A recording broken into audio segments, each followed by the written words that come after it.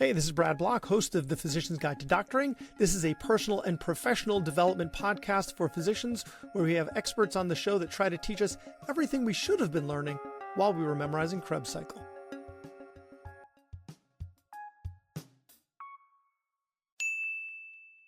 Welcome back to the podcast. Super special guest today, another otolaryngologist, and we are going to be talking about how and why you are going to get on a TED Talk.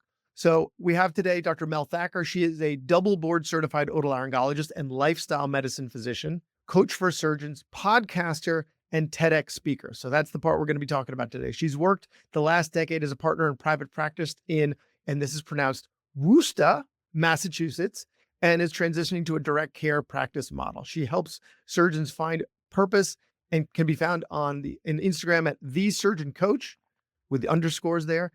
And her website, melthackercoaching.com. Dr. Thacker, thanks so much for being on the podcast. Thank you for having me. And yes, it can also be called Woo Town.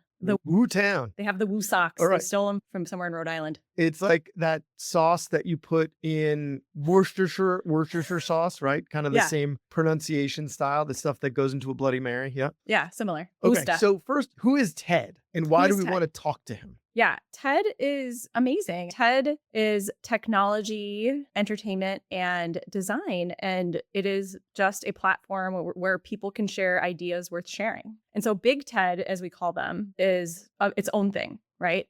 And it's hard to get to Big TED. I'm not saying that you can just jump to Big TED, but we can go to TEDx. TEDx are like independently owned and operated operations that are all volunteer run. And so they have an oversight from Big TED. So they get some sort of credentialing where they can produce and operate their venues and create an event. And they go through lots of applications of ideas worth sharing. And many of these ideas come from physicians. And so some of those ideas are not worth sharing and those don't make it. A lot of the ideas are worth sharing, but the ones that really do make it to Big TED are the ones that Big TED picks up from TEDx. So it's not like a separate process. Like TEDx is like the first gatekeeper. Correct. It's like going on, oh gosh, what's that reality show where everybody sings? Like you got to make it past that first round where you've got miles of people. Yes. And so like Brene Brown in the very most perfect storm of a moment in Houston on the TEDx stage talked about vulnerability and she got millions of hits. And now her whole message revolves around vulnerability and her whole business revolves around vulnerability. And it all started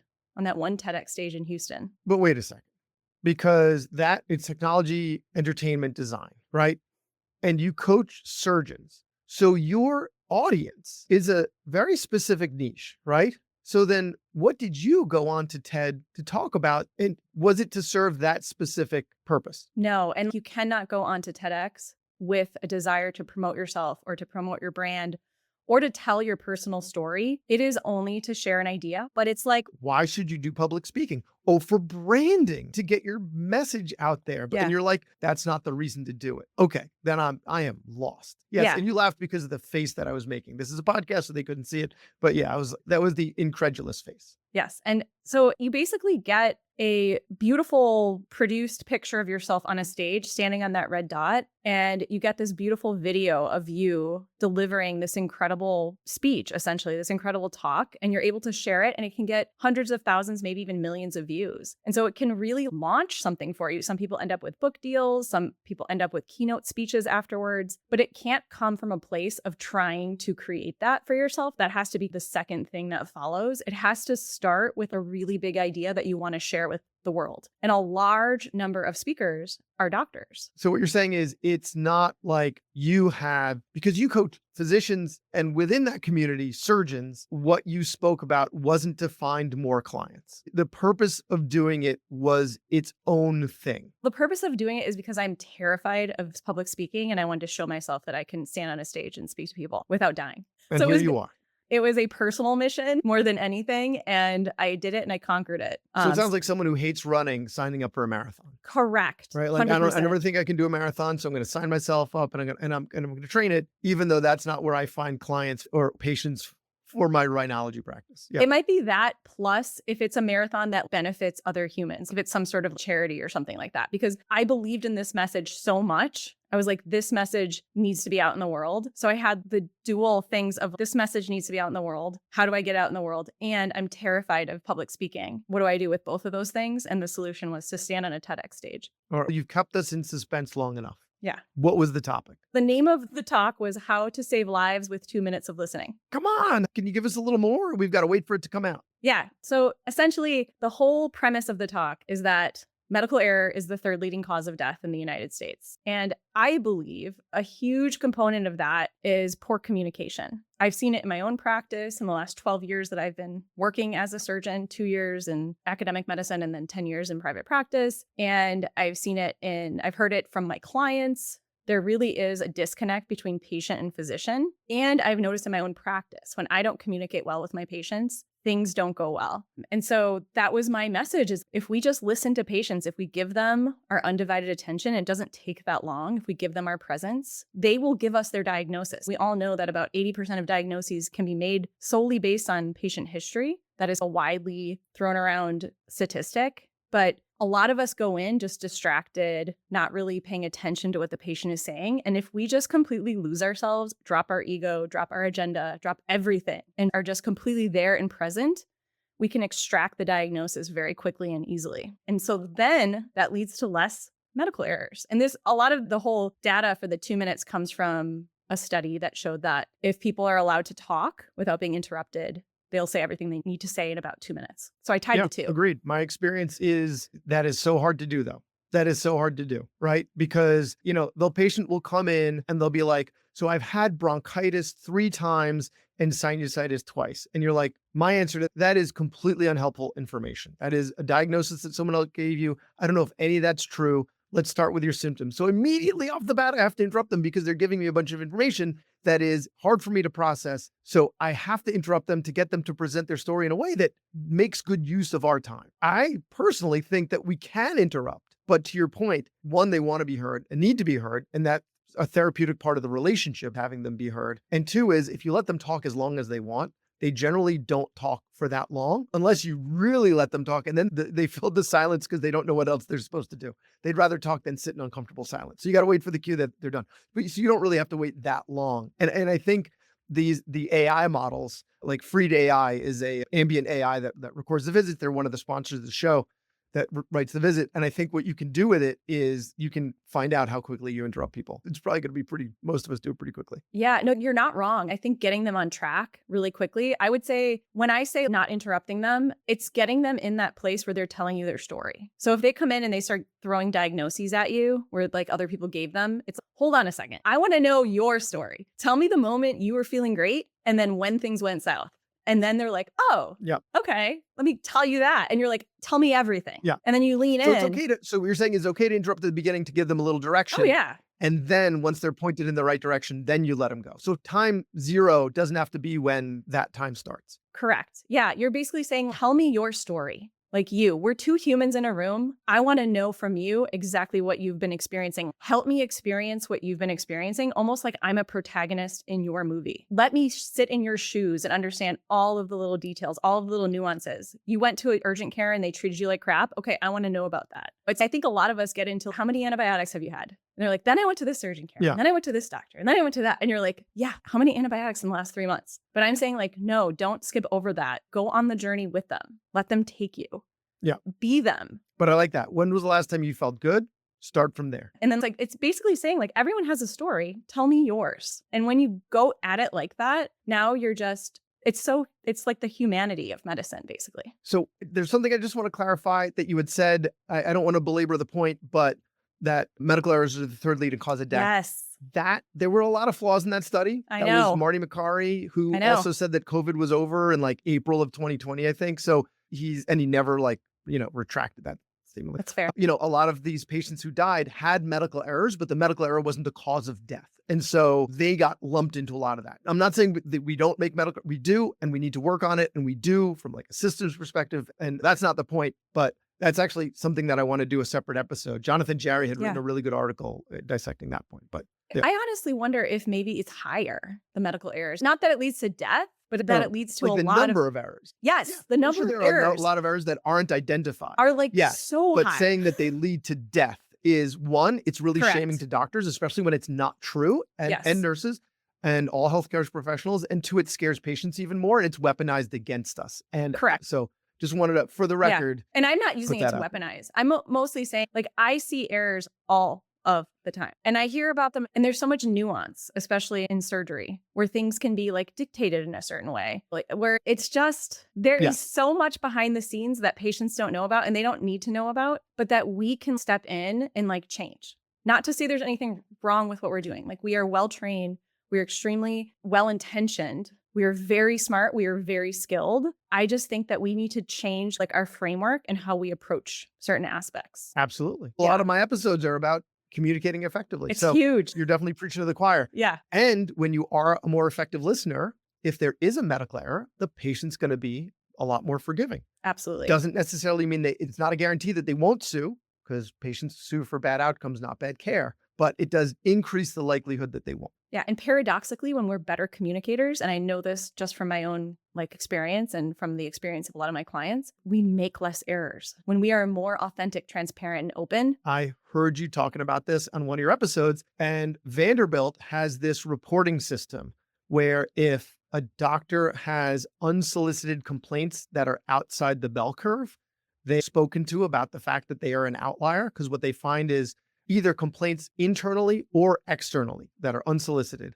If they're an outlier, they have a process for dealing with those physicians because they are more likely to have medical errors, because it's less likely that someone's going to come forward and say something to them, because the physician is often a surgeon, is a problem and unapproachable. They have a remediation system for that to make sure that doesn't happen at their institution. I think there also has to be like a personal change, because when we have these remediation processes, it can put people into fight or flight, and they add on the shame and the blame of themselves. They're already in a very delicate state. Like, these people are not well. If you're not able to communicate in an operating room, like, you're not well. Things are going on underneath the surface. And so putting remediation on top of it is not always useful. I guess I would just offer that there is a place for compassion. And I think there has to be like an awareness that we reduce our cognitive capacity when we're in fight or flight mode. Whether we're in fight or flight mode because we're freaking out in the operating room, or we have anxiety because of a case, or we're lashing out, or we're under the microscope because we've been performance improvement planned or PIPed or whatever, and we think it's going to be the next step to get us kicked out. So I think there is a way to go about it where we can have compassion for the traumatized surgeon who is not behaving well and all of the patients that they care for. The way that they do it at Vanderbilt, and this episode I recorded back in 2021, and I think his name was William O'Brien, the one who started the program, the VAERS and VAERS is the vaccine one. I forget what they're called. But he says the first step that they have is a cup of coffee. They're like, Yeah. hey, just meet me for a cup of coffee. We're just gonna have a conversation. There's no, merits. There's no, you're on warning. It's just, hey, I just wanted to bring this to your attention. And they find that often that is enough. Just, hey, you're an outlier in this communication. No, I didn't know. Oh, because a lot of times we rationalize this stuff, but we're getting way off track. We're getting way we off are. track. This Sorry. could be an episode in and of itself. It's not because you're trying to promote yourself. It's just, you've got something important to say that you think people would benefit from hearing. And that's it.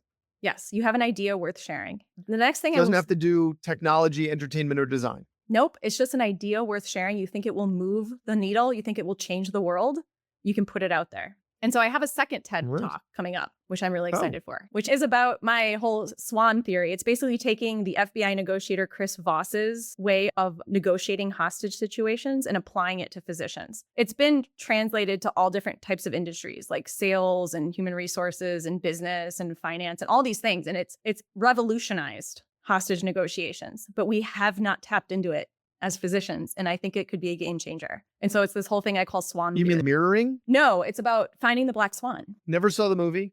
I know. That one with Natalie Portman when Yeah, she's a ballerina. totally different. Never saw it. What is, okay. Yeah. So if you think of black swans, if you're in Cryptic, what's a black swan? Yeah, if you're in Australia, if I say swan, you think swans are black. They have black feathers in Australia. But in London in the 17th century, all swans had white feathers. So the term black swan back then meant something that was impossible, that never happened until 1697, when a Dutch sailor went to Australia and saw swans with black feathers and was like, fuck, like swans have black feathers. Like, we're completely wrong. And so black swan went to become it became a meaning of something that you thought didn't exist, but actually existed the entire time. And so the Wall Street trader and risk analyst Nassim Nicholas Taleb wrote a book in 2007 called The Black Swan that talks about black swan events like the 2008 housing market crash, where if we had paid attention to the unknown unknowns, the things that existed in the real world that we were not looking for, the black swans, we would have seen it coming. And so there's a lot of black swan events. Some people say the pandemic was a black swan event. 9/11 was a black swan event. And I see so many, again, medical errors are black swan events. And there are a lot of them because we're not looking for the right things. We're looking for the white swans. We're in the realm of the known knowns, the things we've learned, all of the data, all of the evidence, all of our knowledge. And we go in and we put it on the patient and we don't look for the black swans. But the black swans are the unknown unknowns, and we can't know they exist unless we look for them. By definition, we don't know they're there unless we start looking. Okay, so listeners, don't snake that topic from her, okay? But I think it'll be a game changer for patient communication. So it's like the next level of my patient communication thing. Yeah, I love it. Okay. Yeah. Okay, so back to the listeners wanting to do their own TED Talks as well. Yes. There are a lot of TEDx events out there. Is it just by region, or are there certain themes that you want to fit in? You just find the one that's closest to your hometown or your office? No, cast a wide net. It's almost like if you're matching, you just apply everywhere. Decide how big of a region you want to apply to. You can apply all across the US. You can apply internationally. You can apply globally. And then you just send your applications and then you go from there. But there are very specific structures that you have to follow. But you want to make sure, again, you're sharing an idea that is unique, that you think is worth sharing, that is not about promoting you or telling your story. And then you have to have a specific structure. In your talk, you want there to be a problem statement or like a startling statement, some sort of intro. And then you state the problem very clearly. You distill it down to a very simple thing. As doctors, we get very verbose and wordy. You want to distill it down into something so simple as the healthcare system is broken or whatever. Just super simple language, nothing like wordy or flowery or anything like that. And then you go to your through line, which kind of connects your problem to your solution. It's like your thesis. Then you build your problem, you give your solutions, you give your star moment, which is usually like a story or something that ties everything together. And then you give a call to action, what you want people to do. Okay. Yeah. But when you're pitching yourselves to TED, you pitching the entirety of the talk? Like you're No. giving them You're the not. talk, or you're just No. giving them a bullet point of what you just said? Yes, a bullet point. So I would have that idea, have that kind of conceptualized. And then a lot of times you have to record a 1 to 2 minute video where you send that along with your application that gives a very clear problem, a very clear solution, a very clear thesis or through line. And then the reason why you want to stand on that stage and who has inspired you. You have to answer all those questions and things like that. I would absolutely recommend that you go and look at TED Talks. There's some amazing TED speakers like Simon Sinek or Angela Duckworth. There's so many. So you want to find if you watch TED speakers, if you're not a TED watcher like I am, then you can get an idea of what the format is and what they're looking for. The NPR style way that you speak into the microphone. No, you don't have to. Raised voice. No. Whisper talk. I don't think you need to do that. No, okay. The ones that I've seen have all seem to be like, Are they? no, some of them. I saw one recently, actually, was a little more shouty. It was, the guy gave a talk about absolutely nothing. Like he spoke about how you can speak about nothing and sound like you're making an amazing point. It was a really entertaining one. Was it Jerry Seinfeld? Okay, so no, it wasn't the show about nothing. No. So you said that one of the reasons you gave this talk was because you were so nervous about public speaking. Yeah. And what is your advice? So let's say the listener, they found their TEDx, they cast a wide net, they got their topic, they got their bullet points, they got it accepted somewhere. Now it's time for them to go on stage. What's your advice for giving the talk, especially for someone with anxiety? Yeah. Show up to give. You're giving a gift. It's not about you. It's about the audience receiving whatever you're telling them is like the number one thing. There's two things. That's the one thing. Second thing is try to shift your anxiety into excitement. Whenever we feel excitement, it feels very similar to anxiety. And so I literally said to myself, I was like, I'm here to give is the first thing I said to myself before I got on that stage. And before I even started, I was like, wow, I must be really excited because I'm super worked up for this. Hands are shaking. Exactly. Yeah. So your face is red, you're like sweating, your pits are sweating, your hands are sweating. Like that's how you feel when you're excited as well. It's the same kind of energy. Like it's that same vibration. And so if you can take that vibration, a lot of us think we have to take the anxious vibration and shove it down or meditate it away or breathe it away. But I'm saying, You no, can't fight it. don't do it. Yeah. Just say this Use it. vibration. Yeah. Awesome. Let me lean into it. I'm excited. Let me go out there Yeah. and do this. That's like a parenting thing too.